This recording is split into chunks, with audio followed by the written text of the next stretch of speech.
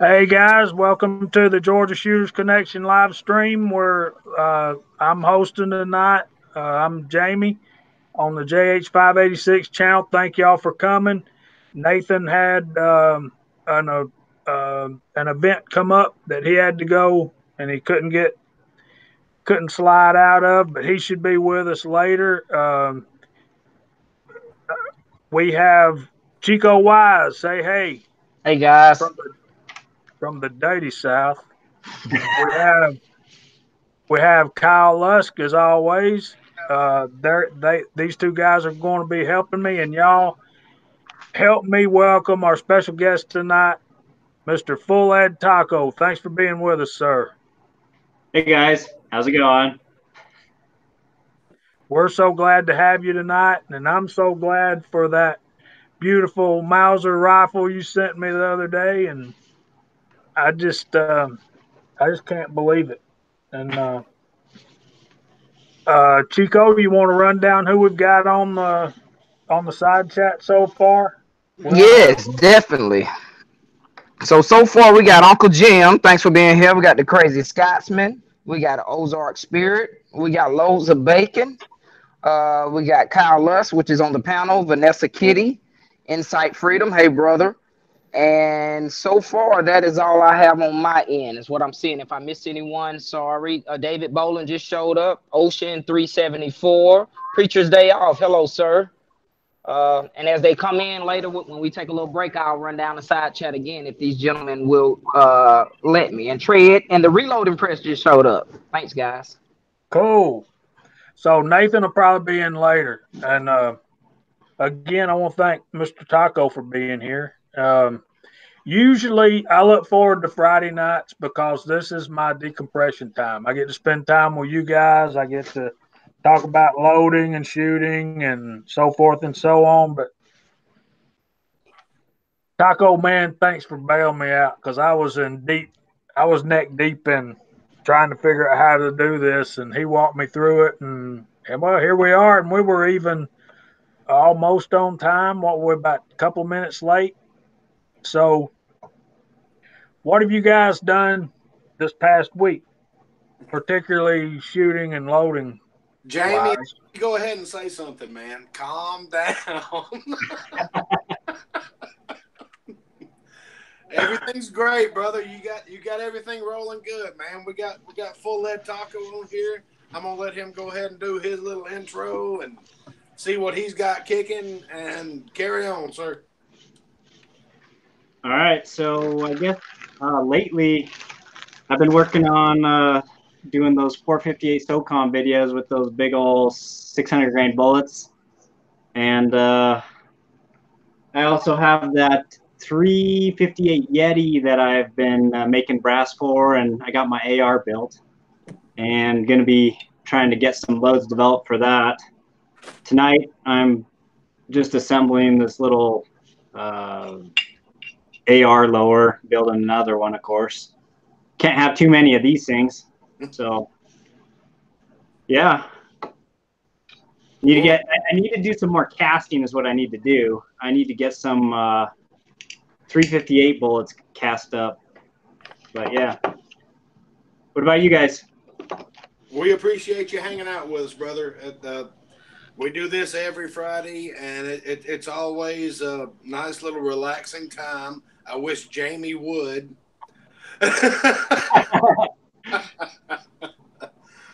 Oh, it actually is, and he said it several times. It's the highlight of our week. I can just kick back and relax, and life is good. We can just talk about reloading and just have fun, and it's great to have special guests such as you, and it's really awesome what you're doing with the reloading community and doing your giveaways and your challenges and stuff like that. And we're all having a lot of fun with it, even way down here in Georgia. Of course, we can't go to 2,000 yards and stuff like that because we don't live in Utah, but it's still fun to try.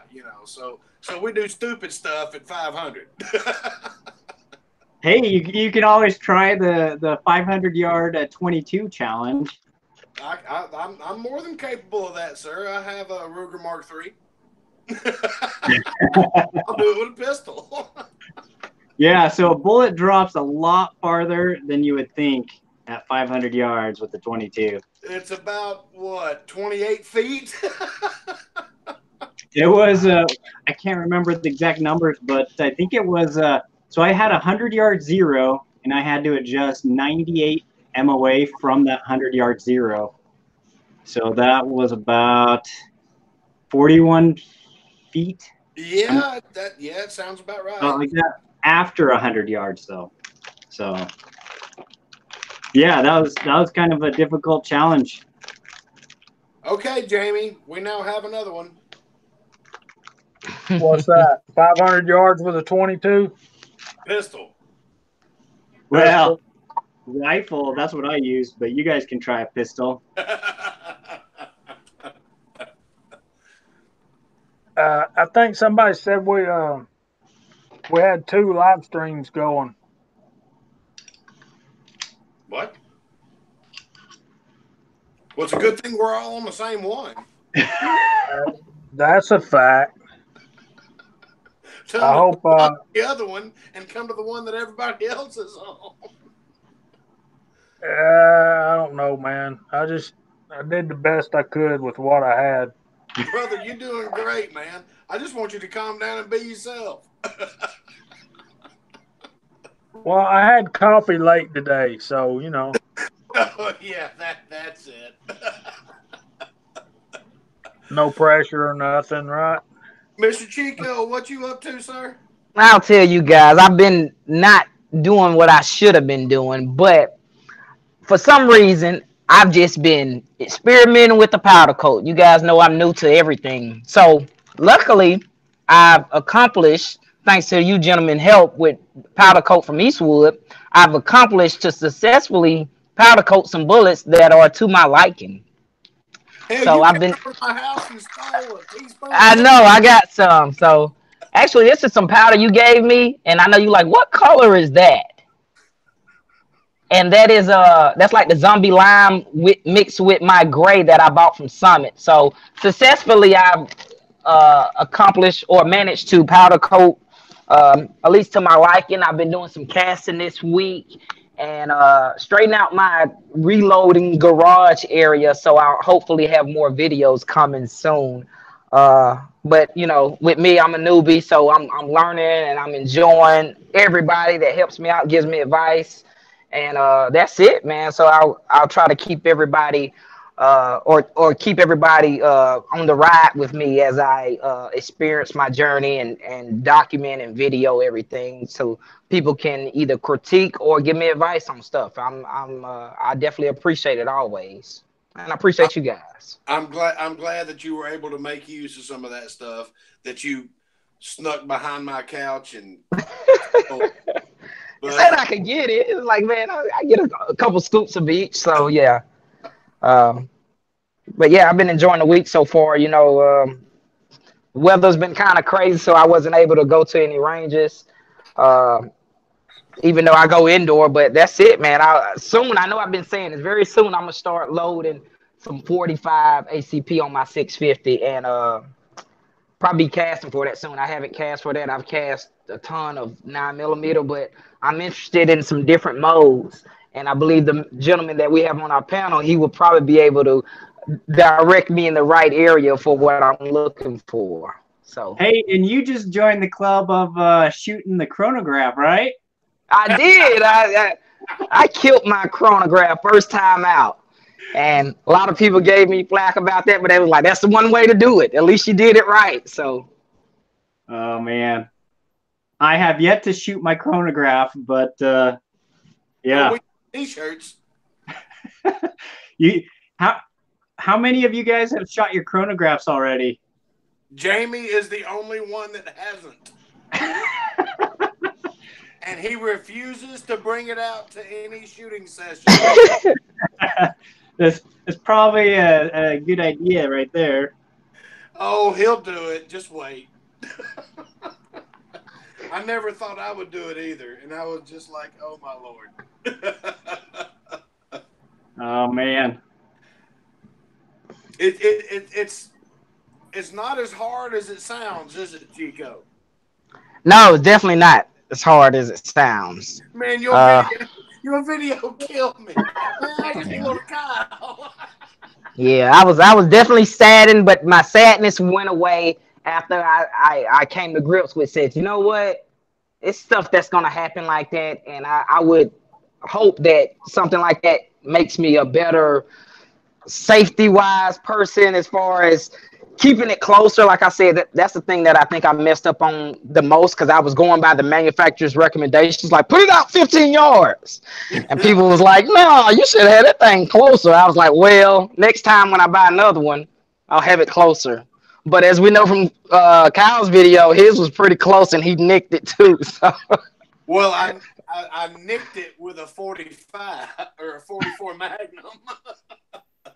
Mine, I didn't dead center mine like you did. I mean, you went straight through the circuit boards and everything. I blew half the tripod away. Yeah, one thing to throw it out there is you can always try to use your chronograph without those like I don't know what the shield things are. Umbrellas or whatever. Yeah, and that gives you a little bit more space in case you shoot high. Sometimes you need them, sometimes you don't. But try it without it, and if you get good readings, then I wouldn't worry about using the little things that bridge the top. And cool. Another thing that I wanted to say was old Kenny with Eagle Eye Shooting. He called me the other day and he said, "You know what? I shot my chronograph." What? Kenny shot his? No, yeah, we've seen him shoot the uprights for his little umbrellas. He said, "No, I shot it." He's like, "It does happen, man. Don't feel bad about it. It does happen." Mr. Taco, the Crazy Scotsman's got a video out. He's building an AR in 6.5 Creedmoor, and I was asking him what barrel length he was going to use, and he said he'd talked to Kenny, and he was thinking about a Odin Works 22-inch, and I told him to get in touch with you. So kind of halfway be expecting the Scotsman to try to reach out to you and see what your opinion on. Yeah, well, I think that's a good length for an AR. It's an AR-10, right? That he's doing. Yes. 6.5 Creedmoor would be the bigger action. Yep. Yeah, I don't know. It's kind of nice to go longer because then you get the extra velocity. But it always depends on what you're trying to do with it. You know, that's what it comes down to. Well, the AR I built, I used an 18-inch heavy fluted barrel on mine. And it's kind of heavy and it's kind of difficult to run through the woods with, but when I'm running through the woods, that ain't what I'm using, you know? Yeah. I pretty much built it to go to the range and just shoot targets and stuff like that. And part of it, too, depends on what distances you're going to be trying to shoot at. Well, I think he would be, I think he'd probably be going pretty long, like 600 yards to 1,000 yards maybe, and who knows where that's going to lead. But he's got some good components, and he's starting his video series on his channel. So anybody out there that wants a little lowdown on how to put an AR-10 together in 6.5 Creedmoor, check out the Crazy Scotsman. But I haven't seen him out there in the last little bit. Is he still out there? I'm sure he's out there. He's just he's busy with something else. Back in just a second. And be good. I can say that pretty confidently because, well, it ain't like the other weekend where he's in my kitchen. Yeah, that was pretty cool. There's Miss Kitty. That was a wicked weekend, man. We had a lot of fun. Jamie, you should have stuck around. Well, I would have loved to. I just have certain responsibilities that I've got to get to, and so forth and so on. Um, I meant to say this when we started, but I was in such a, as my mother would say, a teasy, uh, or my grandmother. Willie called me as I was picking up Rigby today, and he is at the hospital. They moved him from the place he was staying to back to the hospital to try to change this PICC line out in his chest. And when they tried to change it, it blew out. So they're going to have to open his chest back up and go all the way in there and replace the whole thing. So Wow. um, I just love Willie. I know all y'all do too, but um, Kyle and Chico and I and some other guys too. I know Uncle Jim and well, there he is. I about to say, speak of the devil, up he pops. We try to spend a lot of time on the phone with Willie and then hangouts and stuff like that because I would just hate to think of myself being in a hospital that long, nobody to talk to, and we would love to go visit him, but it's only like nearly 3,000 miles. So I felt really bad today because my phone started ringing. Ozark said something about it too. Said his tablet started ringing. I think Willie was reaching out to some people trying to get a live chat going. But hey Willie, it was like 11 o'clock in the morning and we're all at work. It's not Saturday yet. Hey guys, real quick, Jamie. The screen is stuck on me. Can you click on my picture? I believe you got it stuck on me. It's not changing. I see a lot of guys in the side chats saying that camera's stuck. how Well, about that? Is that better? now I see Jamie now. Yeah. Yep, that fixed it. Thank you, sir. I'm I sure was everybody. Oh, go ahead. Sorry. It's called you so hot and sexy. I know everybody didn't want to look at me. Sorry, guys. I know my mug. Sorry, Jamie. Go ahead. is that what Uncle Jim was talking about? You're not on Yeah, the toilet. yeah, he was. Uh, we sure want to get rid of that. Okay, guys, my bad. I'm sorry. I'm learning. No Uh, worries, man. are we having fun yet? Definitely Where are are. we going and where are we going and why are we in this handbasket? Right. So I'm glad to see Willie is out, and I don't know what's going on, Willie. Tell us what are the doctors saying? There's Daniel God as my judge, my brother in arms. He's me and him are pretty serious hunters. I have been. I hadn't been able to go, but he had a video up where he was showing some deer and letting them walk, and some of the guys were like, "Shoot him, shoot him." I'm like, "No, to get the really good one, you got to let a bunch of them walk." Daniel knows what he's doing, but I'm glad you popped in with us tonight, Daniel. Thanks. And we should probably check on and see about getting him on here. Okay, now Taco, what are you doing, brother? You building an AR right now?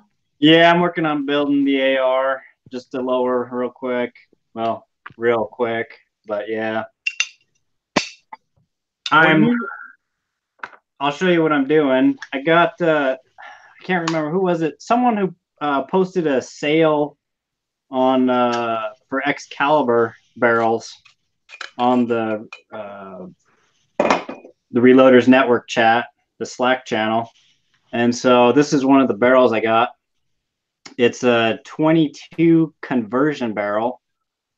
And so I picked up one of these 22 conversions to go with it. And so I'm going to build a little short 22 AR. And yeah, so that's what I'm doing with this. This is one of the ones I'm building. I ordered a couple different barrels, but this is one of them. Well, I don't think that barrel's going to have a lot of give in it, man. Yeah, it looks nice. So it's Excalibur. They make some really nice barrels. I mean, it has like a mirror finish on the inside. So yeah, that's really cool. But yeah, we'll see how it shoots. I kind of wanted to do like a 22 showdown with like, a 1022 and the little M&P 1522s, and then this one. And then Palmetto's been making some 22 AR uppers, and I got one of those. So I kind of want to see how they all compare accuracy-wise with a couple different types of ammo. I think that would be kind of cool to see. Well, you got to throw a Marlin Model 60 in there as well. That's what I shoot. That's my 22 of choice. Well, maybe I'll have you record some footage, whatever test we're doing, you can do over there. I was listening to you talk, Taco, and I was just thinking, I got an M&P 22, in the gun safe, but I could send it to you and you could run some tests with it, but it's going to be hard to get it out of my son's hands because he loves that little thing. He really does. You got one of those little 1522s? Oh yeah, and zombie camo. Heck yeah. Oh, sweet. Oh yeah, it's great. It's great. Yeah, so funny story about those 1522s. When they first came out, then I was looking for a rifle for my son for his first rifle, and he was a pretty small guy because he's 4 years old, and so we were shopping and we were looking at all the different. We were measuring the length of pull from the butt of the stock to the trigger pull, and or to the trigger, and of all the little kid rifles, the Cricket, the Savage Rascal, all those, the M&P 1522 had the shortest when the stock was collapsed, and then the longest when it was extended. And so I ended up buying one of those for his birthday present, and then I of course had to sight it in and test it out. So I took it out and it just fed all the junk ammo, all the good ammo, no flaws or anything. And I had my tricked out 1022 with a nice bull barrel and Boyd stock, and it would choke on some of the ammo. So I ended up going out and buying another one of those 1522s, and I sold my 1022 just after that one experience. And so those things are solid. I've had really good luck with mine. Awesome. They are awesome. I have beat that gun to death. And when my son gets it in his hands, it's not a problem. I have had the barrel so hot that it bends, because I'll run like 7 mags through it. Just, I'll set it on a tripod and pretend I'm in, Southeast Asia or something, I'll just start hammer firing it like crazy and get it so hot, and he'll take it and pick it up and go, ding, ding, ding. I mean, they're just solid. They're solid rifles. Yeah, and the magazines are built really well. Yeah. And y'all talking about the Smith & Wesson M&P 1022, 1522? Yeah, the M&P 1522s. Those are solid rifles, even though they're made out of like plastic. They're good. They're awesome rifles. I cannot say enough about them. They're very solid. If you ever get the chance, just stroll by and pick one up. Do it. It's worth it. Well, there in the side chat, Mr. Bacon brought up a video that Bigger Behind the Trigger did this week about a 22 that's been in his family for, I think, he's fixing to pass it down, so that'll be the 4th generation. Yeah, that was an awesome video. It really was. And that's a fine-looking rifle, but it would not have fit with what Mr. Taco's trying to do with his 4-year-old getting into shooting. That was a It had a very long barrel on it. I would imagine that thing would just put holes in holes at 100 yards. I mean, it was a beautiful rifle. And, Well, I think if a Ford got a hold of that bolt action 22, he'd hold it up and it'd turn into a tripod. Because that wasn't no youth rifle. I mean, you know. The name of it was Target Master, if I remember correctly, Remington Target Master. But it's still like what is it, like a 28 or 30-inch barrel? I think it was a 24 or 26, but I'm just guessing because I've seen those and I've shot those when I was a lot younger. But right. And Mr. Bigger behind the trigger, he's here, right? Yeah, I seen him earlier. Man, work has been so stupid, I still haven't made it to the post office before it closed. I've got everything taped up, boxed up, and ready to go. I just haven't made it there. I know this has been like a month and a half long drama, and it usually doesn't take me this long. I have to apologize, sir.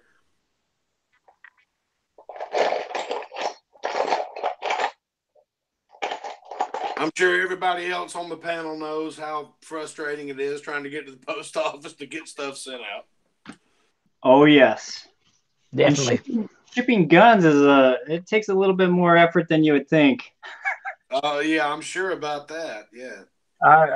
I know, man. I went and that particular FFL dealer you sent mine to, he's never given me any trash about anything, man. So when he said he didn't want to take it from an individual, it kind of flipped my wig. But you know, he's got to do what he's got to do. He's got to protect his livelihood, and I understand that. But oh yeah, for sure. I got my rifle, and I came in here and was looking at it. I made the video. Most of y'all saw it, and that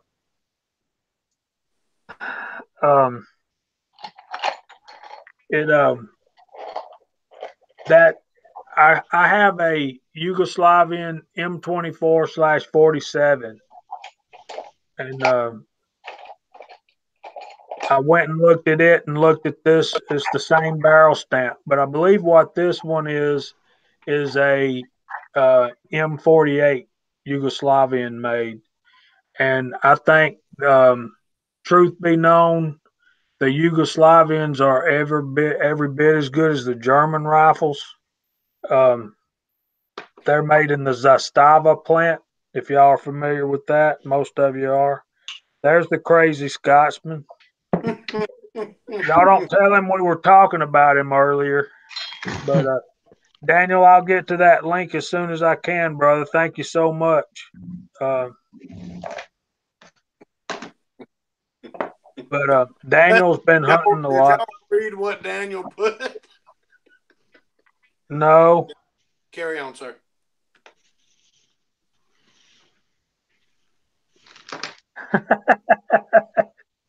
Yeah, I had to go look at that one. That's pretty good. That's pretty good, Daniel. Ozark Spirit said that the wind ruined his hunt this afternoon, and the wind can do that to you. When you're sitting in a tree stand and the wind starts gusting up to like 30 miles per hour, you can really feel it, the tree just swaying you back and forth. And if it don't make you go to sleep, it can make you scared for one. And if not scared, it can make you seasick, kind of. But one thing that I found interesting, and you guys over here, Chico and Kyle, y'all better get another log ready for the fire, because I was watching the Paul Feinbaum show this afternoon, and they were in Fayetteville, Arkansas, and I'm sure that Ozarks can highlight, let us know what it's really like over there. But Paul Feinbaum was sitting there at the stadium with a dress coat and a blanket, looked like a wool army blanket over his legs, and they're expecting temperatures in the teens at sunrise tomorrow morning, and they're going to be playing football against LSU is coming to Fayetteville, so that'll be pretty interesting to see some Southern boys play in some freezing temperatures. That ought to be pretty That's going to comical. be a good game. I do suggest watching that. It's going to be a But good game. Yeah, I take it. Me watching or tuning into the weather today. It's gonna be pretty cold here this week coming up. So y'all know I don't like the cold. Yeah, So Chico, we're going to have to be working on some vehicles fresh off the road, man. Keep our hands warm. yeah. yeah, Ozark said it's going to be 16 degrees in the morning, 28 degrees at kickoff. It's going to be about 28 here in the morning, and it's only going up to like 46. Yeah, Daniel's got a good point. When it's windy like that, you can sneak up on deer. They're not going to. All right, this is the thing when you're hunting, you got to start thinking like what you're going after. So they don't see colors like we do. Their eyes are made more to see at night. But I know most of you guys know that. But when the wind's blowing and all that stuff is moving out there, that takes away one of their core protection values. So Actually, they like to takes away a lot of it. It right, takes away. It takes away sound. It takes away sight. and they'll get somewhere and they'll tend to stay there. So at that point, you can sneak up on them, and when you got to be ready to shoot and shoot quick. But that's just one of the things you are able to sneak up on them a little bit better when the wind's blowing. But typically, I just get in my stand and stay there. But on a day like what they're talking about, I have had success moving around. Mr. Taco, what kind of weather you looking at this weekend? I don't know if you plan on getting out with the kids or what, but what are you looking at? So we're gonna have, I don't know, it's been cooling down, but not real cold. We just got frosty lawn and everything, but there's snow on the mountains, but not on the ground over here in lower elevation. So that's good. I will probably be loading a lot of ammo this weekend and next week. I have a church group activity where I told them I'd take them shooting, so I have a lot of loading to do for that. That'll be fun. What going on behind you, Sir Taco? Oh, I can't take credit for that shelving because it's my wife's side. This is my reloading side, and that's her whatever side. So she wanted some shelving, and I told her that she could build it if she wanted to. That actually, I can't believe you don't already have it filled with cast bullets and gunpowder. Oh, I can't put my stuff on that side. There's like a line in the middle of the room. I can't put any of my stuff over there. I was just noticing that. I went, that's new. Yeah, it'll be full of stuff like woman stuff before you know it, but woman stuff. It's stuff that women can do that we can't, that we don't know how to do, that we need to know how to do, but they know how to do it, so we let them do it. All right, that's a good description. But yeah. Sorry, Jamie, can I ask a question? Because on the video I made earlier, letting everyone know about this, I got a question from one of my brothers, Josh Benware, and he asked me. He said, "I don't know what the Georgia Shooting Connection is," and I explained it a little bit, but I think you or Kyle would be able to explain it a little bit better for even the people that's in the side chat if they don't know or would like to know what this chat is. That consists of and what it's all about. It's basically where we come together on Friday nights and pretty much show our ignorance to everybody willing to watch. No, it's Georgia Shooters Connection is where we come together. We talk about reloading, casting, shooting, firearms, basically the stuff kind of stuff that certain people don't want to hear about. We do try to skirt on the outside of politics. We pretty much don't like politics, but in this type of season, it's kind of hard to prevent not talking about politics. Is we've got a governor's race that's still locked up here. I like to talk about hunting. We'll talk about hunting if y'all want to.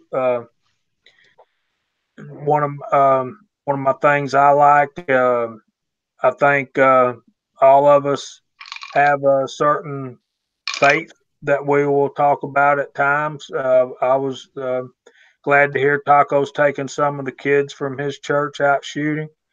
One thing that we've got coming up on, and I'll invite both Kyle and Chico or anybody that wants to show up. Really, our church is having our men's ministry rather is hosting a skeet shoot the Saturday after Thanksgiving, and we'll have lunch at 11:30, and we'll shoot skeet after that until everybody gets tired of shooting skeets or till their shoulders get tired. But usually it's over by 3:30. And you guys that live in Georgia will know what happens at 3:30 on the Saturday after Thanksgiving. So one of y'all fill Mr. Taco in on what goes on the Saturday after Thanksgiving at 3:30. Go ahead, Kyle. Tell them. You want it? You want to take it? No, you do it, please.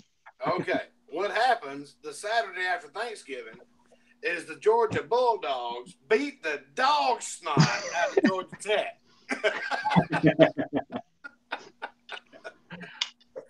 And that's pretty much consensual.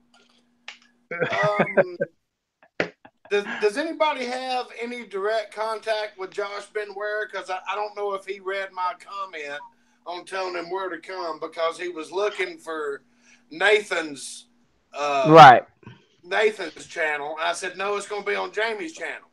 And he I'll text him. I can contact him. JH586. Josh is a cool dude, man. I like Josh a lot. He's going to be getting into maybe casting too. He don't like to do stuff like that when it's hot because it really gets hot in Texas. It gets pretty hot where Mr. Taco lives too, doesn't it, sir? Oh, it does. On some of those, scrap melting videos, I got sweat just pouring down my face. But the difference is it evaporates real fast, whereas you guys don't have that. You guys have the humidity over there. Yes. It's terrible humidity sometimes. But when it Jamie, I'm sorry. Go ahead. I apologize.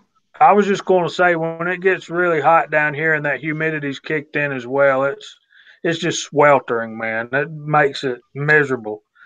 And Georgia Boy, I'm sorry I forgot to send you a link, but I was getting all really, yeah. Well, send him one. Send him one. Jamie, you did excellent explaining it, and I'm glad you did because, like I said, Josh, he asked, and I didn't want to limit this because I knew this stream is more than just a reloading discussion, and I told him, I said, well, we talk about reloading, we talk about casting, we talk about shooting in general, whether you're advanced or new. So I that's why I wanted to ask that question just in case someone was in the side chat who didn't know what kind of chat this is. Vanessa Kitty's asking for math questions. No, bad. She can go over to the North Avenue Trade School. They got millions of them over there. All right, let's say you're traveling east at 45 miles an hour, heading towards Cincinnati, and somebody from San Francisco is traveling west at 14 miles an hour. Who's going to reach the coast first? Come on, Vanessa. What you got? That's when I pick up my phone and say, Siri. Man, San Francisco's on the damn coast. Chew tobacco from a mail pouch sack. Had an old dog that was trained to attack sometimes. There you go, preacher.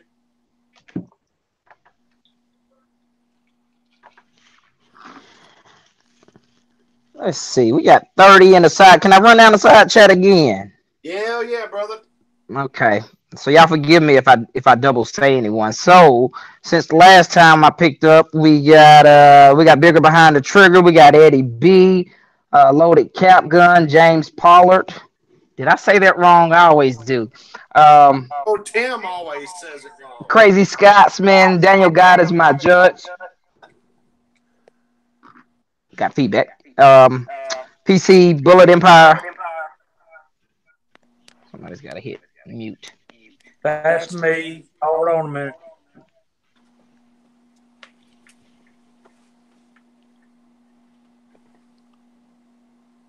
Damn, Chico, you just look mad.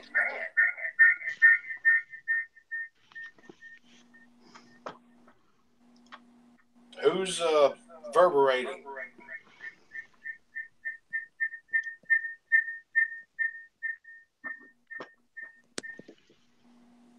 Is that better? Think it went away. Yeah, it sounds better. Lever Guns 50, 110 WCF. Eagle Eye, Preacher's Day Off. I already said Preacher. Hey again, Preacher. We got Tread came back in for us. Fork 8. Cranky Cletus, Georgia Boy 44. Ocean 374. Who else? Who else are we in? And that will be it. Forgive me if I missed anyone again. And that's it. Go ahead, Jamie.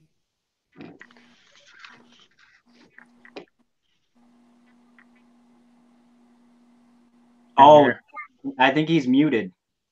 There you go. How about now? Can you hear me now? Yeah, we can hear you now. I want to say hey to Rosalind.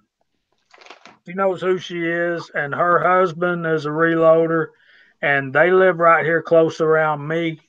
So I'm glad to have them watching, and I'm thankful that they're tuning in tonight. She's a real sweet lady from where I go to the doctor right now, and just she's tall. I mean, yeah, Scotsman. I'm a short guy, but she's a very nice lady. She's very tall.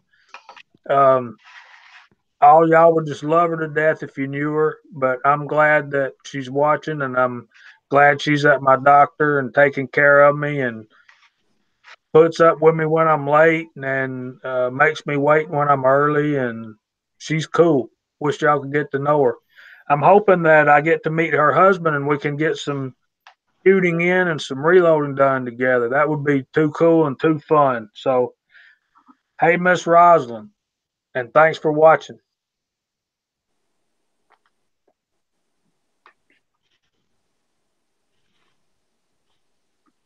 I had the wrong live chat's chat side window open, so I was looking at nothing. There's all these new chats.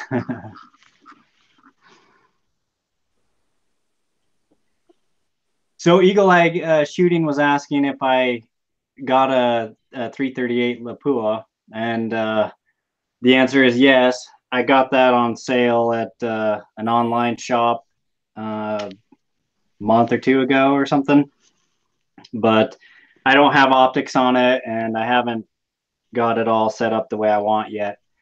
But so here's a random question for you guys. So let's see. What's that channel? I watched a video today where a 50 BMG was shot into like some milk jugs, and I think it only went to about like the fifth milk jug or something, and I thought it'd for sure go farther than that. So you know that little 338 Spectre cartridge that I use? It's a 10 millimeter Magnum neck down to 338, and it shoots the 338 bullets. So my question is, I wanted to get everyone's thoughts. If you shot the full power 338 Lapua into milk jugs, and you shot the little subsonic 338 Spectre into milk jugs, which one do you think would penetrate farther? So you're looking at like 1,000 feet per second, and I don't know, maybe like 3,000 feet per second, something like that. What do you guys think? You know what? Crickets? I really don't. I think water is a different animal. Water, when you're shooting through the air, that's one thing. But when you go into the water, like shooting those milk jugs, I think the faster that bullet is and the more mass it's got, the more the water pressure pretty much grabs hold of it. And this is just my mind to prove what I'm saying, but my wife is a science teacher and she teaches physics and all that stuff. So I think to answer your question, I think the full power 338 Lapua cartridge will go through more milk jugs, but not probably nearly as fast as many as you would think. I think with the 338 Lapua, you probably the full cartridge. I think you'll probably get about what you did with that 500 with that 50 BMG, maybe one less. And I think with the subsonic, you'll get 2 or 3. I'm thinking this is just off the top of my head, due to the theory of hydraulics. The faster the projectile enters the hydraulic area, the quicker it will slow down and not do everything that you want. Miss Kitty, you were asking for a math problem. Here you go. I'm thinking whichever projectile is sleeker and weighs less. Saying that's probably just my mechanic side thinking. I'm thinking the more mass would slow down quicker if you had 2 different grains bullets or projectiles. So I'm thinking whichever one has a more sleeker, slimmer profile and is lighter would probably go through more based on the question. But then also you have to think about, you have the projected mass heading towards that vessel of water, just waiting for it to explode and be all epic. So with Chico's, his statement, the 2 guns shoot the exact same bullets. It's just one of them shoots them a lot slower. Right. Okay. The barrel twist rates are a lot faster so that they can stabilize those really long aerodynamic bullets at a low velocity. So well, this is my thinking on that. Since you took it to that other level, what kind of bullets are we talking about? Are we talking about soft points or are we talking about full metal jackets? Both. Either. Okay, my thinking is with a soft point and it starts mushroom to slow down faster. The full metal jacket, I think, will go further into the water cavities. I'm still thinking whichever one is the smaller bullet. As far as since they weigh the same, whichever one is because it's 2 different cartridges, correct? A 50 BMG and a 338 Lapua. So we're talking about 338 Lapua and 338 Spectre. Oh, okay. Same exact projectile, just different velocities.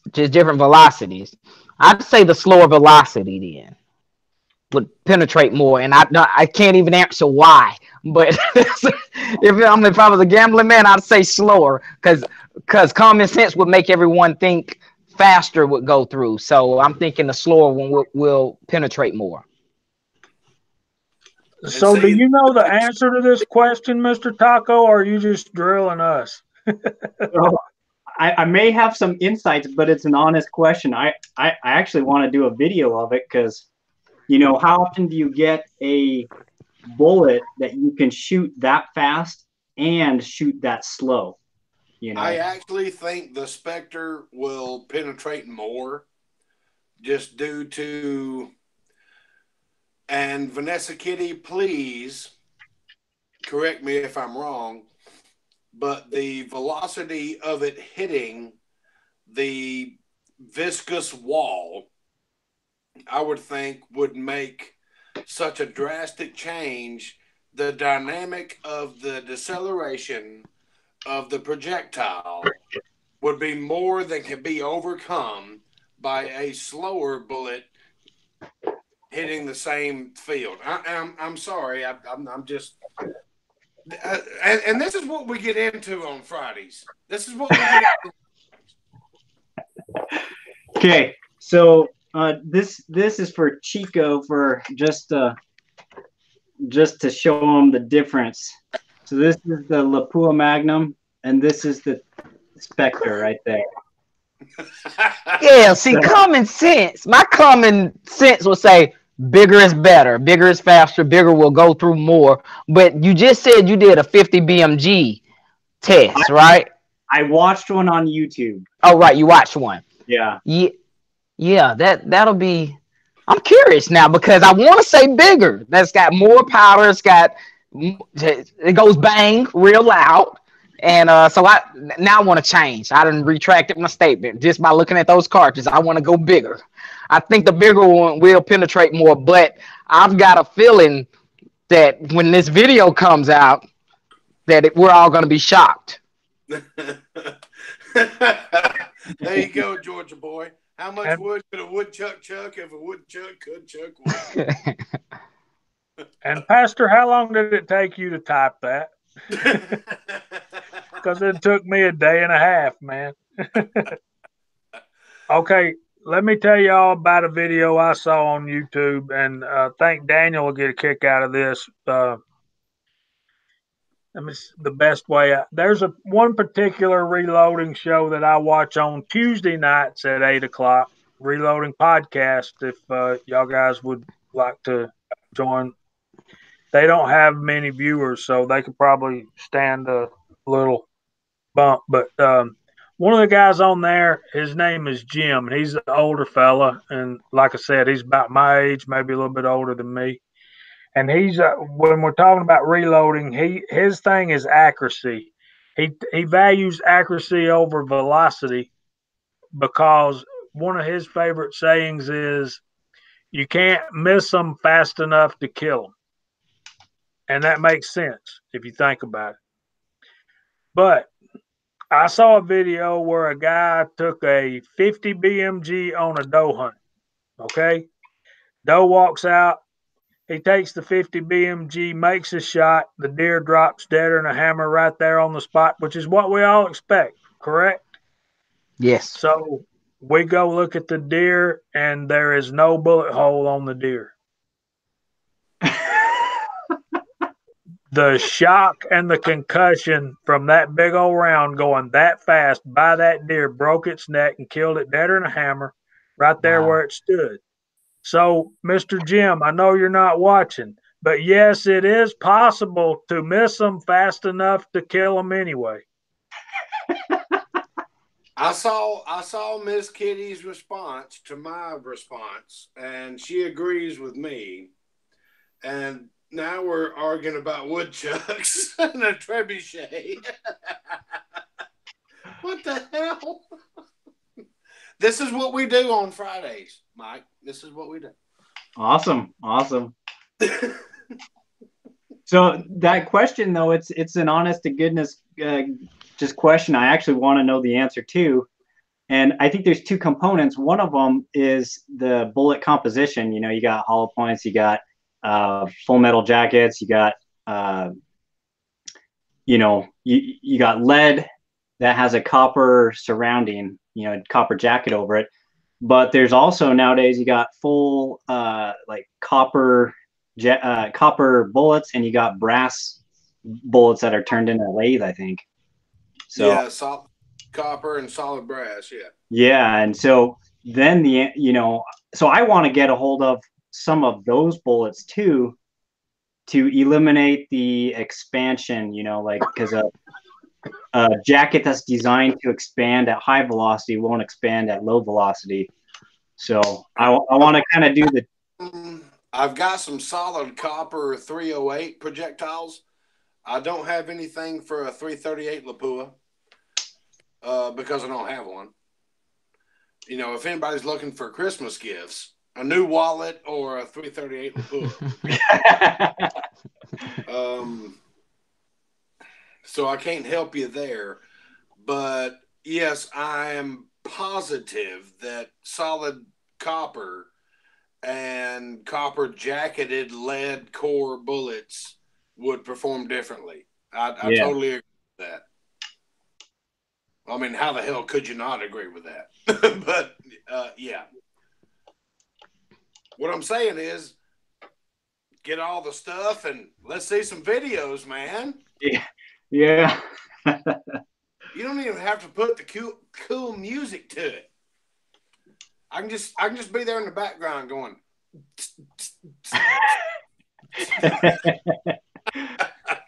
Yeah. So brother, this is what we do on Fridays, man, and we love it. We have a really good time. It's awesome. You know, Brother Eddie B's in the side chat, and he said he commented exactly what I was thinking when the question was asked. Even after Taco explained to me that the grains of the weight were the same. He says faster blows up, slower penetrates, and that is what I was thinking. So that's hey, Taco's got everybody curious. You changing your answer then? I don't know. Hey, brother Josh. Josh just showed up, man. He's seeing what we're all about. You know what? I am gonna change it. That's what we do on Fridays. We're changing stuff. I'm gonna say slower, whichever one's gonna penetrate more, because I understand that of a faster bullet, almost like water hits a brick wall, it's gonna pop, you know. So I'm be watching the video. That's all I can do is watch it when it shows up. Ozark Spirit just said, if you want to find out the answer, shoot a woodchuck with a 50 BMG. What the hell? Okay, I got a question then. What does BMG stands for? Big mother effing gun. I think it was, let's see. What was it? Siri. Browning machine gun or something? Yeah, that's it. Machine gun, I think. Yeah. Browning machine gun. Browning machine gun. Everybody changes it to their own little meaning. What it boils down to is buying another MFing press to reload the round for your gun. That's BMG. A lot of guys are getting it. You cannot reload 50 BMG on a regular press.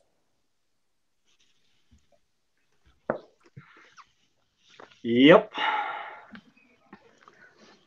So let's see what else we got in the side chat. I'm thinking of the BFR. Well, you know, acronyms, you get them confused. It's like P is in pterodactyl. You know, I thought the military was bad about that stuff, and I got transferred at work from maintenance to technology. So many of those acronym things and technology and in education, man, I just want to jump under a rug somewhere and just, you know, leave me alone. Let me just do what I do and go home, and don't make me try to learn all this. Just submit your request forms in triplicate for denial for toilet paper, and then you won't have anything to show. Well, there you go. There you go. I'm sorry I said that out loud. You're all right. So I sent the pastor a link. I think I need to send one to Nathan. I think I already sent Nathan one to his email, so maybe he'll be jumping in with us in a little while. I want to say a special welcome. Send Kenny a link if he should so choose to join in. Yeah, I can imagine, Kenny. I want to say a special welcome to Lever Guns 5110 WCF. I've been meaning to. I think I've subbed to your channel, but I don't think I've been able to watch many of your videos. But I will. I promise. Daniel God is my judge.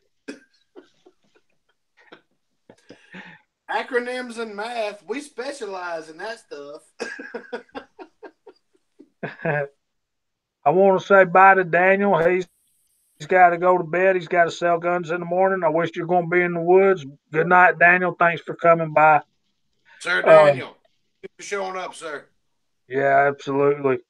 I want to make a prayer request for you praying guys out there. Keep Willie in your prayers. Earlier in the chat, he said he has to go back to the operating room because his bleeding is not stopping. So we need to send up some special prayers for Willie this evening. And he's just had a mess lately. Had a rough time. Definitely. So, Mr. Taco, are you seeing any smoke from those fires in California? I don't know. It gets here in Utah in the valley, then during the winter time, it seems like we get this stuff called inversion. We get all the crap as the weather cools down, all the pollution hangs in the valley. So I haven't noticed additional smoke, but I haven't been looking either. You wouldn't see it. I lived out in Vegas for a long time, and I dealt with the fires out in California and everything. Most of it's going to go down around through Arizona and come up on the other side of the mountains and other side of the Rocky Mountains, and it's going to be deposited in Kansas and Iowa as acid rain. But yeah, it's weird. I have seen when New Mexico caught on fire, I did experience where it was really odd. You couldn't see anything because, I mean, Vegas is in a bowl. So everything settles right there. It's the weird thing about pollution and atmospheric whatever. Yeah, you're not going to see it from California. It's going to be far west of you before it turns and comes north to get to you. It's going to wait till it gets around the mountains to come up to you. Yeah, I did hear that they're evacuating the entire city of Malibu. Like, whoa. But yeah, there's some serious stuff going on up there or over there. So, but yeah, you wouldn't have seen it. This summer we sure got lots of smoke though. Seemed like every place was on fire this summer. Well, yeah, the whole damn state of California was on fire. I mean, you're talking about 2,000 miles, and yes, some of that air is probably going to blow over you. I'm just saying. We had a lot of fires here in Utah too, and then I think there were some in Idaho and maybe Washington. And you know what? You never heard anything about those. It's kind of weird. I actually didn't know that there were wildfires in Utah at all. Yeah.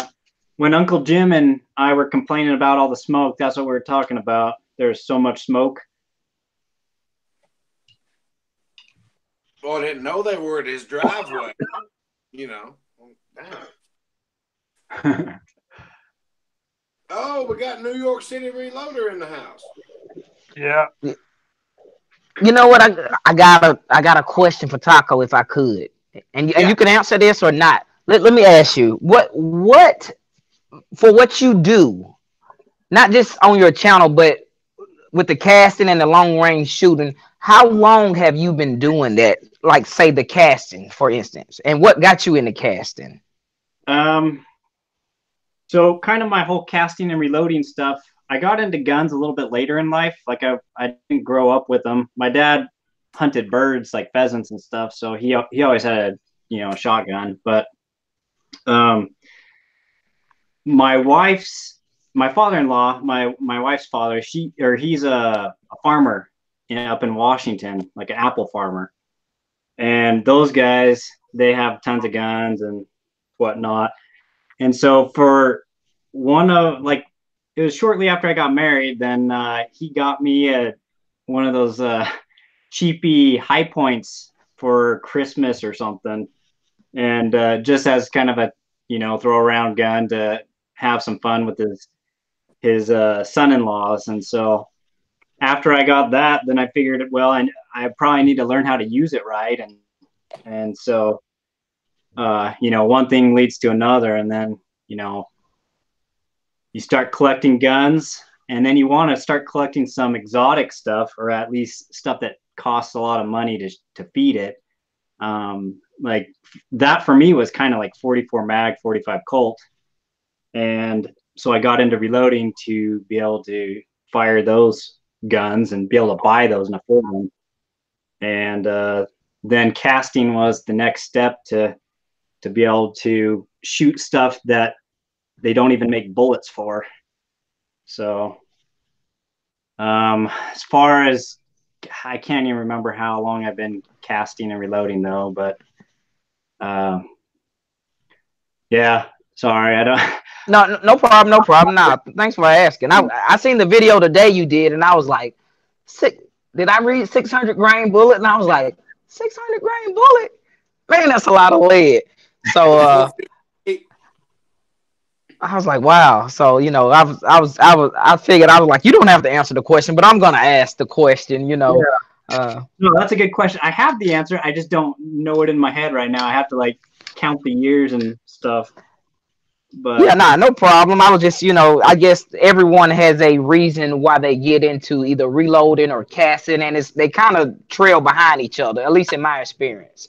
Because I had no intentions on casting until Kyle and Jamie was started giving me cast bullets, and I was like, I can save much more and shoot much more. So I kind of got in. But that's kind of my rookie questions. I know people probably give me crap about it, but I'll ask anybody who's been doing it longer than me those questions, and I appreciate it for answering.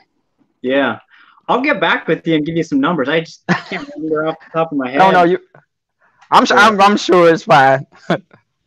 Yeah, but one of the thing about Chico, you can invite him over to your house, and he'll come over here and eat steak and have a great meal and all that stuff, and he's still full of questions. But one of the cool things about getting into casting is that one, it saves you money, but two, it allows you to make ammo that you can't find at the store. Like, for example, a lot of times I make these light loads of 45 Colt. They're a little bit more than cowboy loads, but not close to full power at all. And one of my favorite things to do with those is to take my 45 Colt lever guns and have duels on a dueling tree. And if you have too much power, it'll swing the paddle and then swing it back, or it'll knock it off the track. And so being able to like make ammo that you can't even buy is really awesome. Cool. Yeah, I've seen some guys' videos where like Cranky Cletus, he's in the side chat. I know when he loads for his forgive me, Cranky, I think it's a 30-30, but if he loads for it and his son shoots it, I know he lightens the loads a little bit, and that interests me because I also have a son that he'll be shooting later in life. He shoots a little 22 now, but not as accurately or as much as Daddy does. But I was always interested in kind of tuning that ammo, so to speak, to a weapon or a person. So that's pretty cool. Yeah, and then you get into like cartridges and calibers like 300 Blackout, where it's almost like a bullet caster and reloaders like sandbox, where you can do some crazy stuff. You can shoot these little tiny cast bullets, of like the lightest one I've done is like a 40 or 45 grain round ball, and the little pea shooters. That's just ignorant. Those are so fun. And then you can go as big and heavy as like I think 250 or 250 grain bullet or so, and it allows you to just you can do anything in between too, and it makes it awesome. I like 208s for supersonic, or I'm sorry, 210 grain 308s for supersonic, and 230 grain for subsonic, and run them through a can, and you can't even hear them shoot. Just yeah.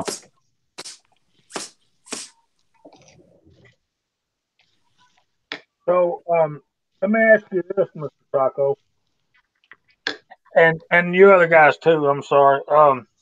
Is it your experience that flat-sided bullets, cast bullets, shoot better, more accurately?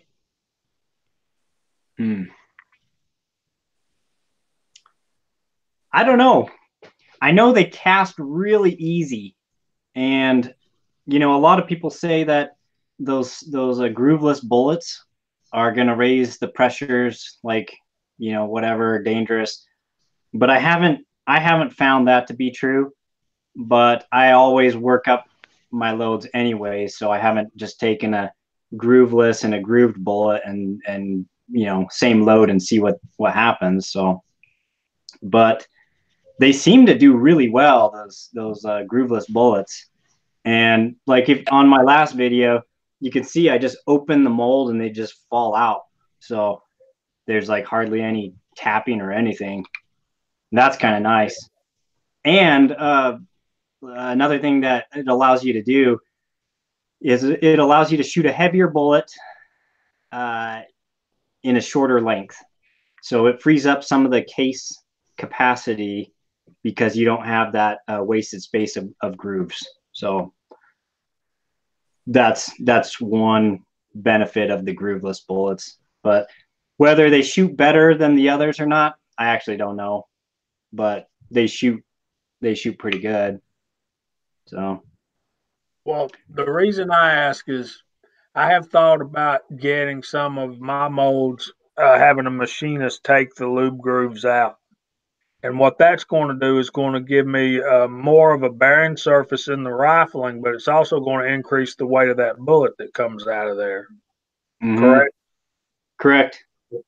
So the load data that I'm using will be we starting over from scratch at that point. Yeah, the bullet may behave differently, and so you'll have to. But I mean, part of it too, like if you're a tumble lube, that's the grooves aren't that deep, and so you're not going to gain a ton of weight, and so you could probably use a similar load, like maybe the same load, depending on if you're loading near max or if you're just in the middle somewhere. Then if you're in the middle somewhere, it should be fine. I'll drop about 4/10 and see what happens. Well, hold on a minute. Y'all carry on. Let me go get something right here. I'm gonna grab some props, and I'll be right back. And I'll run down some thinking while you're here to help shed light on it. Chico, while I'm doing that, you want to run through the chat? That'd be great, man. Yeah, definitely. Hey guys, in the side chat, we still got brother Cranky Cletus still out there. Thanks, brother, for being here. James Pollard, PC Bullet Empire, Preacher's Day Off is still here. Kyle Luss is still here. Check that out. Eagle Eye Shooting's here. Tread. Check that out. Georgia Boy 44 still here. Loads of Bacon, Ozark Spirit. Vanessa Kitty, we got NYC Reloaders here. Thanks for being here, sir. Uncle Jim's out there dropping the hammers for us. Who else we got? We got Bigger Behind the Trigger Show back up. Well, he probably still been here. I'm sorry, brother. Who else we got in here? Ocean's still out there. Lever Guns 5110 WCF is out there. Thanks for being here, sir. Ocean's here. MCK, Vanessa Kitty, the Crazy Scotsman is listening and driving. So that's awesome. Well, we're driving and listening, but I guarantee you say something wrong, he'll pipe up. Josh Benware's here, last I checked. And who else? Eddie B still here, I'm very sure. So thanks, guys, in the side chat for showing up and showing up to the Georgia Shooting Connection. We definitely, at least I definitely, no, we definitely enjoy you guys being here and supporting us and hanging out with us on Fridays. Insight Freedom's here. 50 miles to go, he says. Be safe, brother. Thomas Pickering and Ozark Spirit. So thanks, guys. Yeah, guys, it's awesome that y'all want to take a little bit of y'all's Friday night and spend it with us, because all we're doing is just relaxing.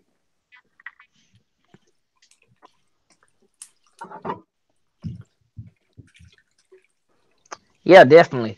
And I know if hopefully the Scotsman, yeah, he said he says be home in a bit. That's just what I was gonna say. The Crazy Scotsman, before he got on here, we were talking about your 6.5 build, and I'm gonna, correct me if I'm wrong, Kyle. Did someone say they had a video? Well, the Scotsman does. Yes, I know he's starting, but I know we mentioned at the taco about his 6.5 build, and I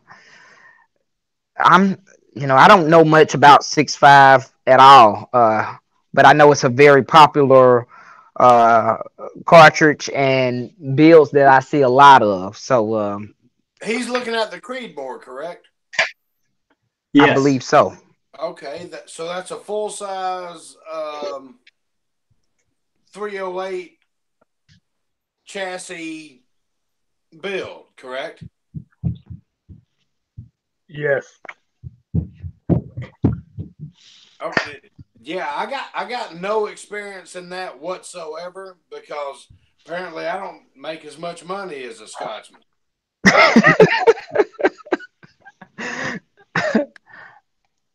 Yeah, I'm always. Go ahead, Jamie. I'm sorry. I'm gonna step away for just a second, guys. Okay. Oh, I'm sure there's all kinds of comments coming in now. Y'all read that shit to me. Hey, Kyle, you can save up enough money if you just eat more celery. I like meat. I was going to say you probably make as much money as the Scotsman. You just got way more overhead. Yeah, I got, brother, I got some overhead. Yeah. Okay. This before we get into this straight-sided bullet thing, because we're getting on into some time. I want to take a second here and see if we can help Preacher's Day off with his Marlin issues. He's saying that his front sight on his Marlin 357, the front sight is leaned over to about 1130. Take a hammer and knock it back to noon. Well, George Boy told him not to scratch it, to take it to a gunsmith, and I probably would agree with that. But to me, Preacher, this is just me talking, and I know nothing. I think that front sight has got to be straight up and down, and you want that post in the middle of the slide. I mean, you can drift that front pin, that front sight back and forth, but I think it needs to be in the middle, and your adjustments with your sight up and down ways needs to be done in the rear with your little elevator, and then drift that rear sight to the left or to the right to make your adjustments and to make it shoot straight. Am I off base here, guys? Would y'all chime in? Is it the sight that's bent, or is it just was the barrel milled in the wrong at the wrong angle? I think what he's talking about is it actually looks bent, But I think what you're talking about there is not really that it would be milled wrong. I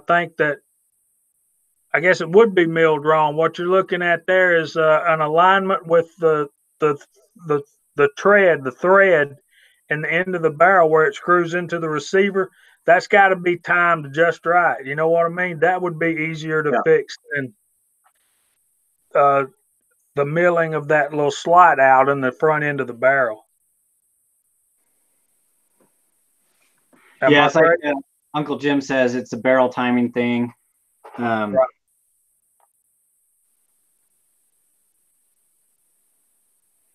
Okay. So if that's your issue, I would say that's more of a gunsmith issue. But if it was just the sight that's bent, you could always tap the sight out and then throw in a different one, like just drift it out and but. Or you can do like Kyle says, get you a pair of vice grips and crank down on it. Just put it where it needs to be. It ain't nobody to be. Put it where it needs to be. But I have 2 Marlin rifles, and I make my sight adjustments by windage. I drift the rear sight back and forth because you got to remember that original equipment on a Marlin rifle includes that hood over the front side and the front, so it's got to be kind of centered right there. You don't have a whole lot of room to be messing with that. Yeah. I have one of those newer Marlin 1895 Cowboys, the long barrel one. And when I bought it, the sights were totally off. I think the front sight wasn't centered, and so I just had to throw it in the vise and tap it and drift it to the right position. I centered the front and then threw a laser in and then got the rear sight set up to where it was supposed to be. That's the way I do it. I'll drift that rear sight back and forth. I'll drift the front one. The last Marlin I got, my 30-30, I bought it used, and the guy had the front sight drifted way to the left. And so I put it back in the center and then actually what I did was I moved that back to the center and took the rear sight all the way out and put a scope on. And then people talk bad about me for putting scopes on lever guns, but I really don't care because I can't see anymore. So there you go. Okay. Anybody else got anything to say about that? Did we help the preacher? We either helped him or confused him more. We don't know him enough.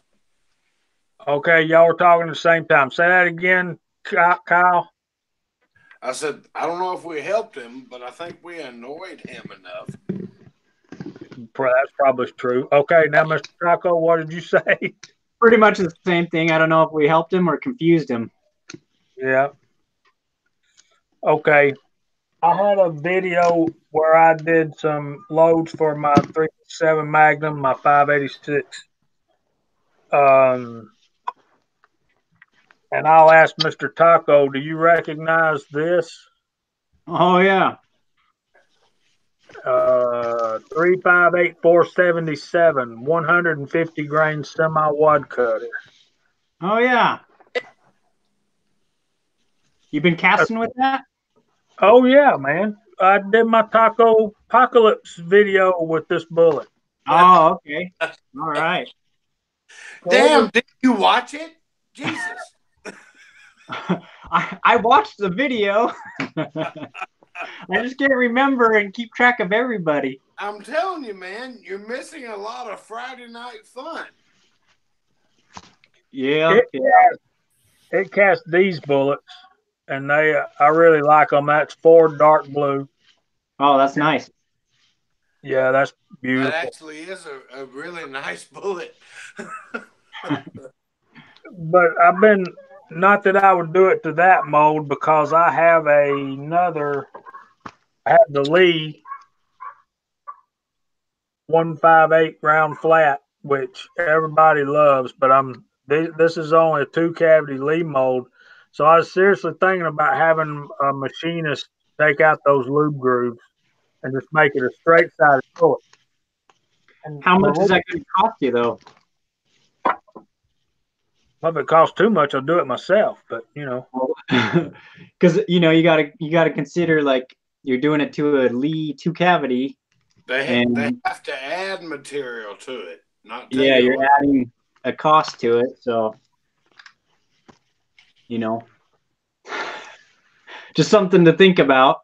Yeah, I know. I would get an estimate first, but when I did that, I loaded up the Lee bullet here, the 158 358 round flat. What color blue is that? That's this is Ford light blue, and this is Ford dark blue. Hang on. Never mind. I'm not even looking for it. Whatever. But I casted up some of both of those bullets and I loaded them up. I'm sorry, I'm afraid I'm getting sick, guys. Damn, brother, you coming down with the flu? No, I'm refusing to. I'm fighting it off.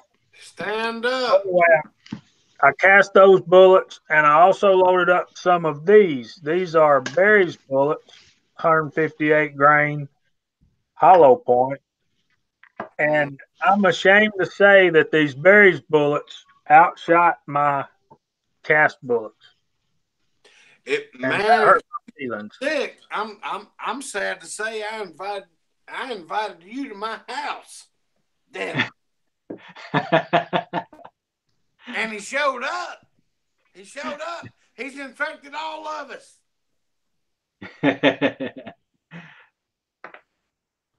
I'm telling you what, if I get sick, it's your damn fault.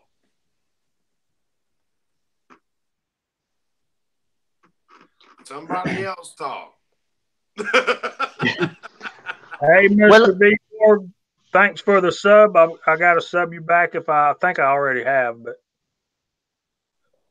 okay. Yeah, so I was thinking of just Tread said, why not take a Dremel to it? It's only a $20 mold, and that's what I was getting at when I said I'd do it myself. But no, we're not going to be adding any material. We're only going to be taking out those lube grooves. And what I'd love to have is this mold, the Lee mold, in a 6-cavity. And Willie sent me some of the nicest bullets, guys. It was a Lee mold, I think. It may have been an NOE, but it was 125 grain round point, 358. And it dropped around 360. And I sized them down, then I powder coated them, then I had to size them down again. But they are, I'm going to load up, do some, I think I'm going to break up that 35 Remington series long enough to do some loads for my 586. Because I really want to see Willie to see me loading those and shooting them.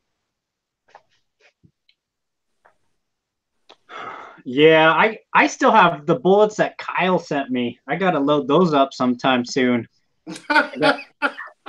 Sorry, man. I've been meaning to do it, but yeah, you get busy and. Oh, the only reason that you're talking about me is because I'm on the internet with you right now. I know you don't care about me. It's okay. I still have loads of Bacon's package he sent me with the mug and the hat that I gotta do the video for.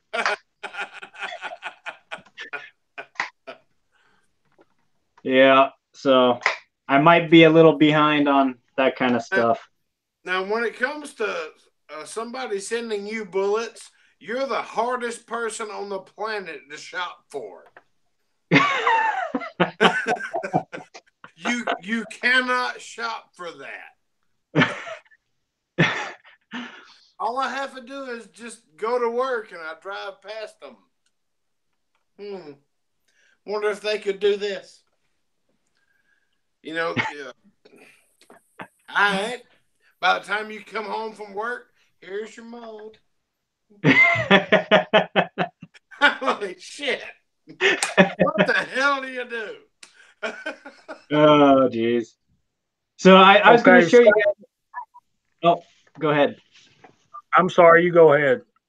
All right, I was just going to show you guys this gun right here. I might have talked about it in a previous chat or something, but oh shit, I want that. This is one of those. Where do I file for it? Yeah, break action 300 blackout CVA pistols. And I just took my boy shooting last Saturday, and this is like his favorite gun to shoot, because this setup right here with the red dot on top, then they don't have to worry about getting a proper cheek weld. And without a stock, they don't have to worry about the cheek weld. And the trigger is actually like it's like a rifle trigger, really decent rifle trigger, but in a pistol. And then with the suppressor on the end. Was that? Is that a Thompson? This is a CVA. Okay, all right. Connecticut Valley Arms got it. Yeah, but this gun right here, I've taught a lot of kids how to shoot with this thing, and it's just I put it on a bag of rest, and they just sit there behind it, and they right. Come on, pull it out, pop one in, and I can use those really light subsonic loads, and but we shot a lot of the ones, I think the same load that Barn Dweller uses. It's close to like 5.5 grains of Trail Boss with a 150 grain bullet, I believe. But my kid was hitting targets out to 100 yards, and no problem with the red dot, and I don't know, man. This gun's pretty great. Hell yeah, that's awesome, man. So it's a good gun to teach kids how to shoot. Slow down everything with the the single shot, and cocking the hammer and everything. This weekend we'll go with air rifles.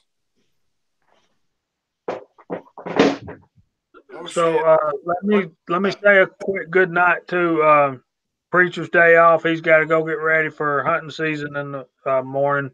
Their gun season opens there in Arkansas in the morning. So good night, Preacher. If you're still there, still in here, thanks for dropping in with us this evening. God bless you, sir, and have a good night. Night, Preacher. And with that, I'd also like to say, re-ask the question I asked earlier before Scotsman got on, because he's now on. He's been talking to Kenny about the 6.5 Creedmoor, and Preacher, good luck. Kill a big one tomorrow. Get you a good one, buddy. Yeah. So he's Scotsman, and I want to see the tenderloins taken out, back straps out. Never mind. I know he'll do it. So the Scotsman wants to know what is the optimal barrel length for his PA-10 in 6.5 Creedmoor, and Kenny is advising him to use the 22-inch barrel, and he also says that he needs to stay up to 2,765 feet per second to stay away from that transonic zone. And for those of you, he needs to be a lot hotter than that for the 6.5. Well, he can get it as hot as he wants to. He wants to stay above that to keep out of that, especially at long range, where the bullet's traveling at supersonic, and then it goes into a subsonic speed. No, the transonic is where the bullet starts doing all kinds of gymnastic tumbling, and nobody knows where the hell that shit's going. It has to maintain supersonic speed. Well, that was my point. My point was You guys are saying the same thing. I'm trying to figure out what we're talking about. And this is another thing that we do every Friday night. We try to figure out what everybody's talking about. Okay, the question is, if you were building a 6.5 Creedmoor in an AR platform, what length barrel would you use and why? I would go at least 24 just for the distance. I go 24 also. And I think Kenny was saying at least 22. So we're probably, again, saying the same thing, but I think I would go with 24 as well. I wouldn't go longer than 20. On the same page. Moving on. But here's the thing. It depends on what the primary use is going to be. You know, if you live out here in the West where you got desert and you can shoot push the cartridge to the max, that's one thing. But if you're going to use it just for 500 yards or 600 yards. Why in the fuck would you use a 6.5? Well, I've got my cousin who hunts with his. So if you're just doing some hunting at those distances, then. Which distances? Come on, say it. Say it. So if you're doing the close range hunting distances, then you don't need. What distances? Say it. I don't know. You guys hunt at like what? 100 yards, 200 yards? Whatever you're saying, say the distance. Okay. What you're saying. Let me intervene here. Mike, what he's asking. 30-30 is extremely adequate. Got it. Yeah, so if you're hunting with your AR-10 in 6.5 Creedmoor, then you can go with a 16-inch barrel and you're going to be fine. But if you're shooting long range, if that's your primary purpose, then the longer the barrel, the better.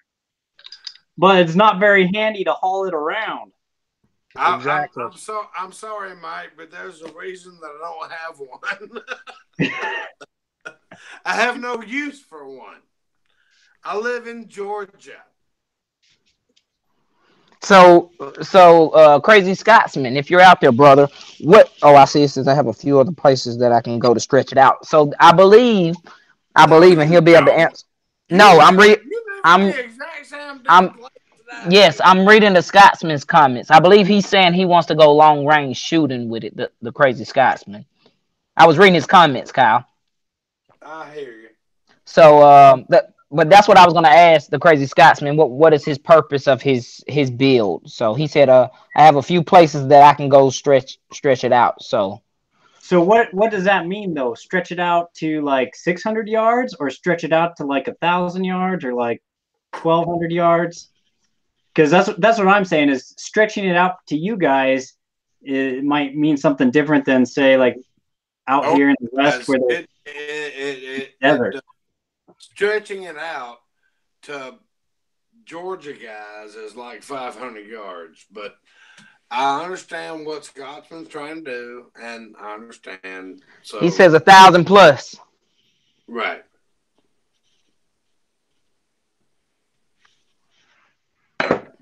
Yeah, 1,000 plus, and let me expand on that. Since we all kind of come to the agreement that, and even Kenny said, at least 24 inches. And I think we also can agree the heavier the barrel, the better, as we watch Mr. Taco build a 22 long rifle upper with a 2-inch barrel. Not lengthwise, I'm talking about diameter wise. Oh, yeah. It's all about the girth. Damn, I said that on live TV.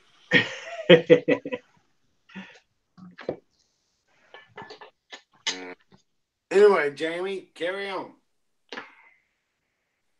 So, yeah, I'm thinking we need to address how heavy his barrel needs to be as well. You know, if you're going to be consistently shooting long distance Scotsman and not doing anything else like hunting, and you can always build another upper if you're going to hunt with it. Get you a 20-inch barrel and be good. There's this guy named Chris. I want to say Sarconi. I think his name of his channel is Small Arms Solutions. Are any of y'all guys familiar with him? I'm not. I am not. He says the optimum barrel length for combat for a 308 is 18 inches. I'm a hunter. I shoot. I'm not a combat vet or know the ins and outs of combat. I'm not going to sit here and act like I do, but to me, an 18-inch barrel on a 308 is too short. I would go at least 20. And my 223 that I built, my AR, I put an 18-inch barrel on that, and was seriously thinking about a 20-inch barrel before I did it. I just like longer, heavier barrels because I want the accuracy, and I think the heavier the barrel, Scotsman, basically, in my opinion, better off. If it's going to be a legitimate target rifle, then build you another upper to go on the same lower for hunting type applications. So real quick, I've played a lot of games with a 24-inch barrel, 308, and I could put the correct dope into the scope for a 1,200 meter shot. So real quick, Jamie, you said you like the longer barrel for accuracy, but you can have like a 2-inch barrel that has just as much accuracy. The advantage for the longer barrel is the velocity. You get better powder burns and get increased velocity.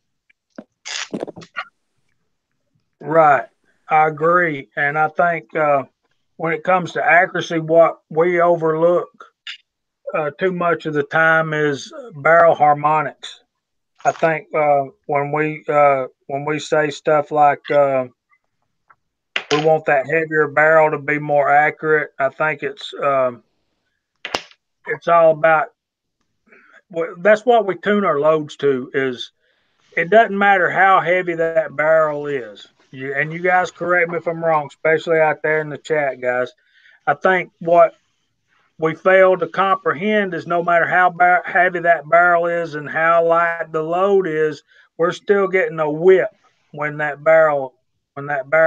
round goes off. It's like you taking a rope and our hose pipe. You know what I'm saying? And it's all basic harmonics and everything like that. You have to understand that and see where your stock interferes with the barrel and the chamber and everything like that. Yeah, there's a lot more involved in it than most people realize.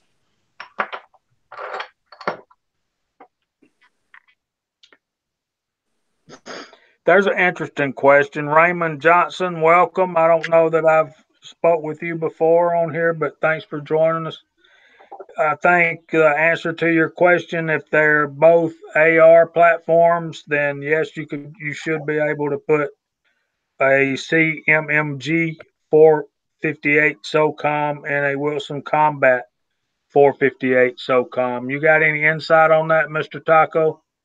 Yeah, as long as it's an AR-15, then everything should be compatible, uppers and lowers. It's just the AR-10s are not standardized the same way as AR-15s, but AR-10s are not chambered in 458 SOCOM as far as I know. So yeah, it should be fine. Uppers and lowers.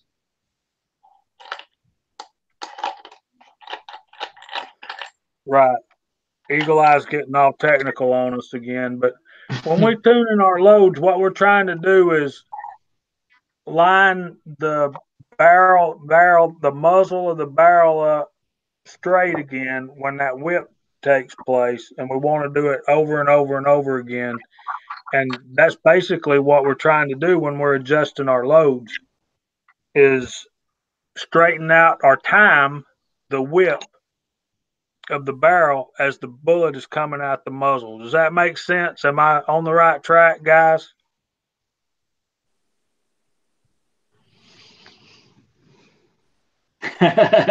Silence, crickets. It got quiet. And you know what? I'll be honest with you guys. I don't do any long range shooting at all. I haven't even really researched it that much. So this is all to me. I take it in, whether I'm thinking about my next build, which is not going to be a long range. It's going to be a 300 blackout, more like a house gun or something, so to speak. So I definitely don't have an answer to that question. Sorry, guys, and the side chat. I'm a rookie. Well, there's a couple things about, barrel, like heavy barrels. Some of the guys are talking about heavy barrels, fluted barrels and stuff like that. But, you can have a really skinny barrel and it could be very accurate, but it will heat up a lot faster. And then your point of impacts will change as the barrel heats up. The bull barrels are nice because it's slower to heat up. And so you get more shots before it gets hot. So I don't know if that helps anybody or. No, that definitely makes sense for me. I understand all of that. Yes, that's excellent information. Yeah, that's exactly what I was going to say. And I was like, and then whatever.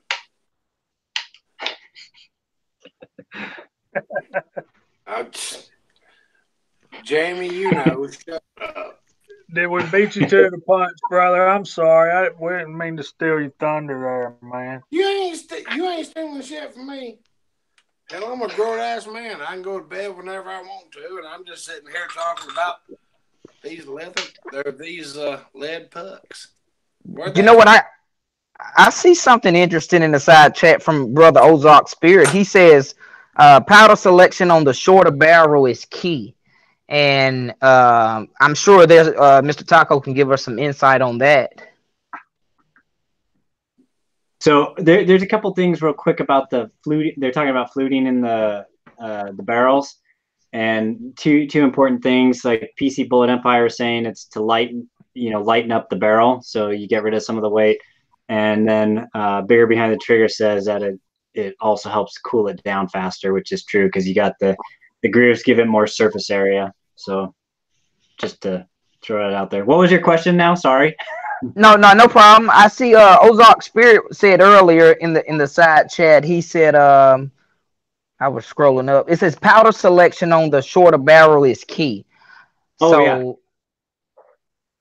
Yeah, so when you're dealing with short barrels like 300 blackout, for example, you can't use the slow burning powders because the powder won't fully burn in that short 8 inches or 10 inches or whatever it is. So you got to match your load for your barrel length.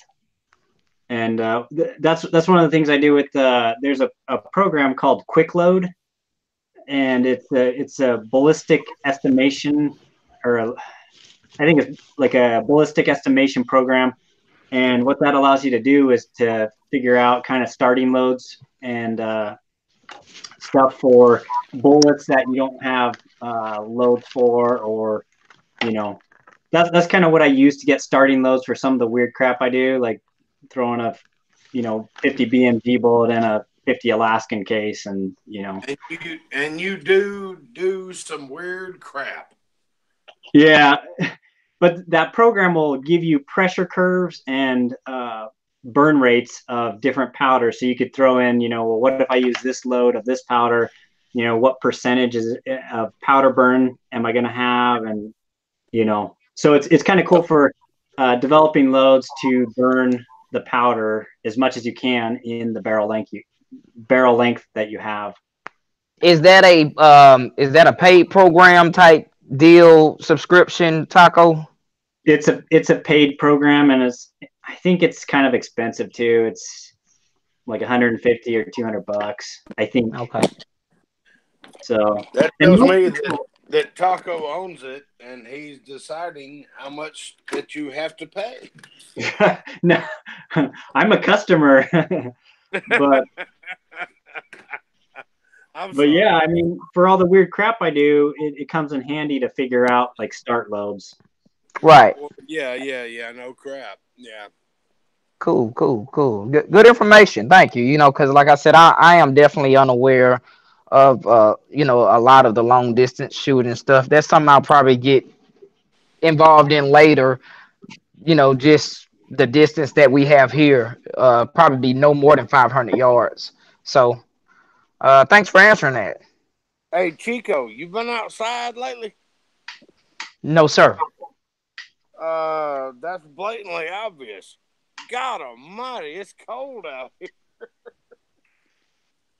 I definitely believe that. Yeah, Definitely. we had a high today of around between 55 and 60, and we're expecting a low in the morning when we wake up of around 30, between 30 and 35. So we got some drop in temperatures, and that's the reason I brought up the fact that Ozark Spirit and Preacher's Day Off over in Arkansas, they're already experiencing that, and what he wrote in response to you, Chico, there, I was talking about the 308. He shoots an AR-10, 16-inch barrel for hunting, and he would never shoot something like Reloader 22 in that short of a barrel. And what he's getting at is what Mr. Taco was talking about with the shorter barrels. You need a faster burning powder so that it's burned up and it's achieving that most optimal velocity before the bullet exits the muzzle. So we want our powder burn to take place before we get out of the muzzle there and give us that optimum velocity that we're after. But then Cool. Mr. Coates was talking about the Satterley load development method, and I have absolutely I understand the basic premise of it. We're doing a ladder load, one round groups of 1/10 of a powder charge apart, and then we're looking for where the standard deviations and the velocities in those 1/10 jump up together, and that will be our accuracy node. Then we can further develop that from there. I'm sure Mr. Taco knows more about that. Stepped outside and said, "Shit, it's cold."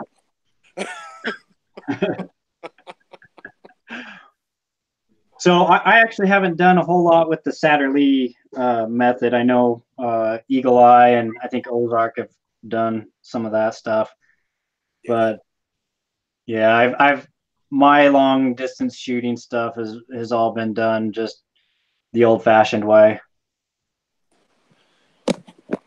Yeah, Ozark likes the Satterley. I know the Coates brothers do, and I know Eagle Eye does as well.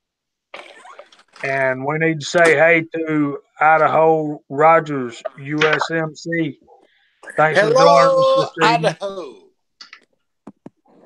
We kind of threw him a curveball, Kyle. He says we're trying to shake loose of him with changing the venue.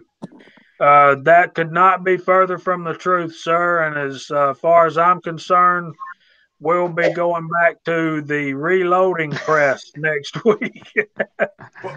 What's awesomely funny is Idaho Rogers showed up to my damn place of business, and I still owe you a little bit, and I will make it happen, sir.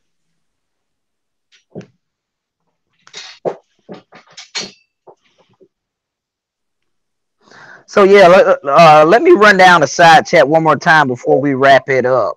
And So still we got PC Bullet Empire, we got Coach Brothers Firearms, we got Cranky Cletus, we got Uncle Jim, we have Ozark Spirit still here. Thank you, brother, for being here. MCK, Eagle Eye Shooting, Idaho Rogers. Thanks for being here, brother. James Pollard, Tread, Thomas Pickering, Ocean 374. Also we got in the side chat Full Ed Taco. He's also on our panel. Who else do we have out there? Thanks, guys, for showing up, guys and girls. It's still amazing to me that people want to sit here and listen to this.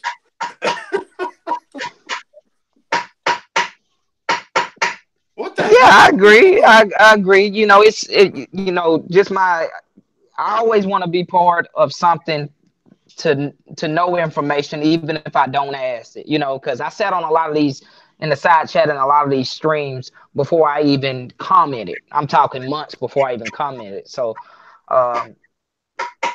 hopefully that's probably why a lot of people join side chat. So guys and girls, thanks for showing up. Georgia Boy 44, Raven Johnson, Kyle Luss is also on our panel. Measuring Grains, thanks for being here, brother. I know he comes a little late sometimes because he's working. And that's not it. We have a lot more, but guys, thanks for showing up to the Georgia Shooters Connection. And V-Borg, yes. I need to scroll up a little further. Oh hell, V-Borg here? Yeah, V-Borg. Who is hammering out something? Hey, sorry guys. Taco seat and pins, man. Yeah, I just got it. I had to put in the roll pin right here. So sorry. Okay. I also noticed you had a roll pin starter. Yeah. These little roll pin starters are like the best things ever. If you're going to build ARs, you really need those things, man. They're so handy, and yeah, they save you a lot of money and time. Are those the ones that shaped like a sort of like a hollow point, sort of? Yeah. Yes. It's like okay. A regular punch, but it has a little hollow point in there to put the roll pin in. Correct. Right.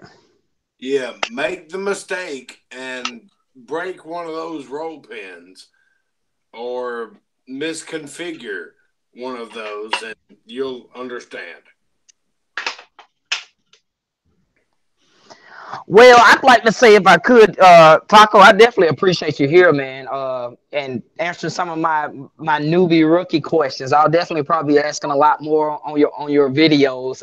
Normally, all I do is comment on your videos. I don't want to sound like a total newbie and rookie sometimes, but I definitely appreciate you being here on the Georgia Shooter Connection tonight. And I want to say that before we wrapped up. And thanks to all you guys in the side chat and all my panel members. And that's it for me. Well, thanks for inviting me on. I was glad to, get the invite.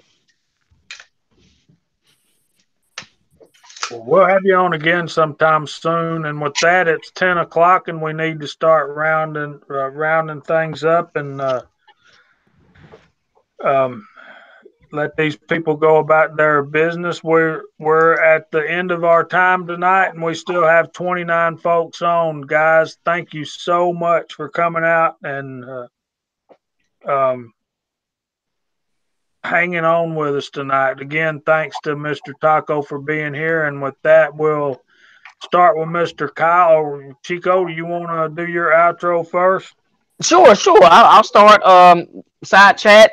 Thanks for being here, guys, and bearing with us tonight. Like he said, our brother Nathan had some other unexpected stuff, so we did the side chat hosted off of the Georgia Shooting Connection off Jamie's channel, and that's just how we roll. Sometimes we look out for each other. So thanks for being here. Be looking out for some videos from me soon here in the future. I am getting ready. I know I've been saying this like every chat we have. I'm getting ready to start loading some of these 45 bullets, but I want to look at a different. This is the Lee mode, 45, 230 grain. I want to look at some different options for a different mode besides Lee. So I believe our gentleman right here will probably be able to point me in the right direction. So thanks for being here, guys, and hope y'all enjoy y'all weekend. And like Jamie said, you want y'all keep our brother Willie Bullet Man in your prayers. And that's it for me. Okay, Kyle, you ready? Yeah, hell, why not? I'm sitting here watching the chat going on. I really appreciate everybody coming out and showing some love and all that stuff. And it's really been a bunch of fun for me. Like you say, it's kind of a chance for us to decompress on Friday night. Friday's always hell. Let's just relax a little bit, and it's been pretty cool. But now I see all these comments. Give me links to side chat. Okay, fine, you can have those. But I really appreciate everybody coming out, and I'm thankful every Friday for y'all to take a little bit of time out of your day to come listen to this crap and enjoy it.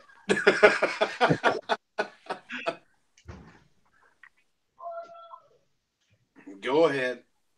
Well, I would say that it's probably not crap if 30 people come on every Friday night to hear what we got to say and share with them, and they share with us, and we learn as much as they do. And it's all about sharing our information and um, sharing the passion that we have for what we do, for our shooting, loading, and hunting, and so forth and so on. And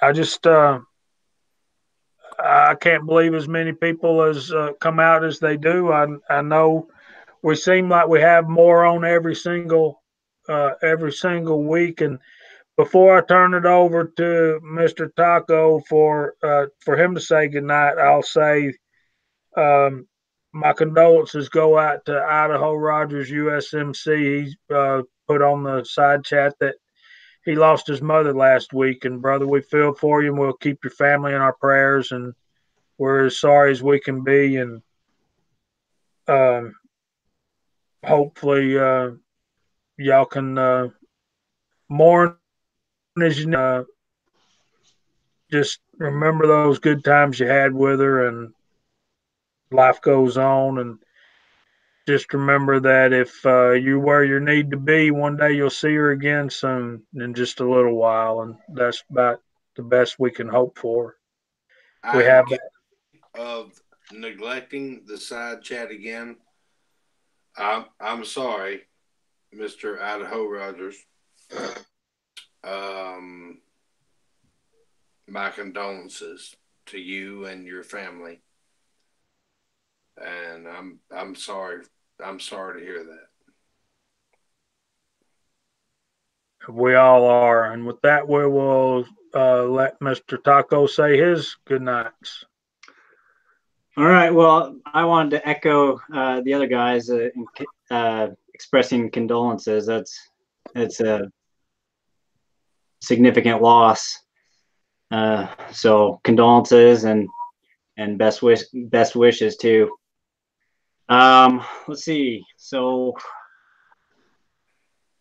going back to the discussion question I had at the very beginning about the slow versus fast bullets and water penetration, I do have a video coming out a week from today, and I don't know if it'll shed any light on this or if it'll change anybody's minds, but it's pretty impressive on those 600 grain SOCOMs. So don't forget to check on that in about a week. And thanks for inviting me on. It's been fun. I appreciate it. Well, I'm glad you had fun, and I hope you'll come back. All right. And I want to thank you for my very cool, beautiful Mauser rifle that will be seen on YouTube for many moons to come as we start loading and casting for that thing. And I also have another one that's very similar, but it's not near as pretty. This one's like the beautiful younger sister to my old hag back in the back in the days. Yeah, you just got to spend a little bit of time to get all that grease off of it. It's all that Cosmoline stuff. No, man, I got a friend. Kyle's met him. His name, we call him Frog.